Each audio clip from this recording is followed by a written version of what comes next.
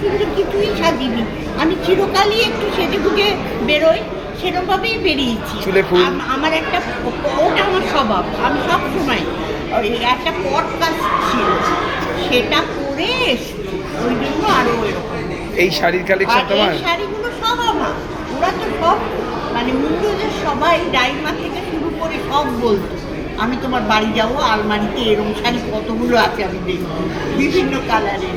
তোমার wardrobe collection সত্যি প্রচুর, মানে এগুলো কি দীর্ঘদিনে তোমার শখ? হ্যাঁ শখ তোমার এরকম? হ্যাঁ হ্যাঁ, কারণ একদিন যখন আমি প্রথম ছবির জগতে আসি তখন আমি কলেজে পড়তাম স্কটিশে, তখন আমার দুটো শাড়ি ছিল, সেই দুটো শাড়িকে একটা শাড়ি 3 দিন আর একটা শাড়ি 3 দিন করে পরতাম। তো তারপরে আমার দিদি আর দিদির বর ওরা এসে বাংলাদেশে তখন ওই যুদ্ধ 73 যুদ্ধ, সেই সময় সব জিনিসপত্র ত্রাণ করে আমাদের বাড়িতে রেখে যায়।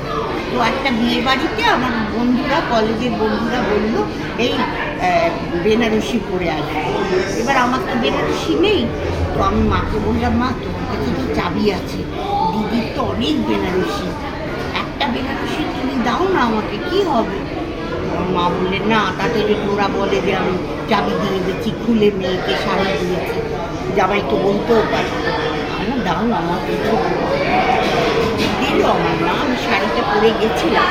কিন্তু আমার জামাইবাবু বাংলাদেশ থেকে এসে যখন এখানে ওরা বাড়ি টাড়ি করে রইল, তখন আমার মাকে নাকি বলেছিল, আমি ছিলাম না সামনে, যে এভাবে মেয়েকে লাইট মাথায় তুলবেন না।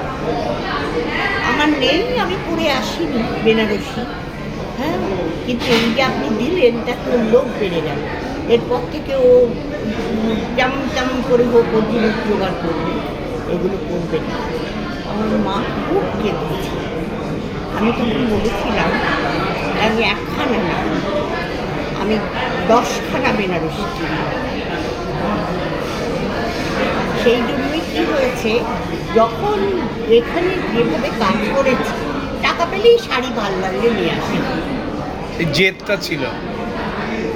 এবং যে জামাইবাবু আর দিদির শাড়ি, সেই দিদিকে আমি একটা করে শাড়ি এখন দিয়ে দিই। তার দিদির এখন বয়স হয়ে গেছে, বেরোতে পারে না, নাইটি পরেই থাকে। আমি না, তুমি ঘরের মধ্যেই এগুলো করো। ওরা জানেও না যে আমি সেইটার জন্য এইটা করছি, প্রতিদান আমি করছি।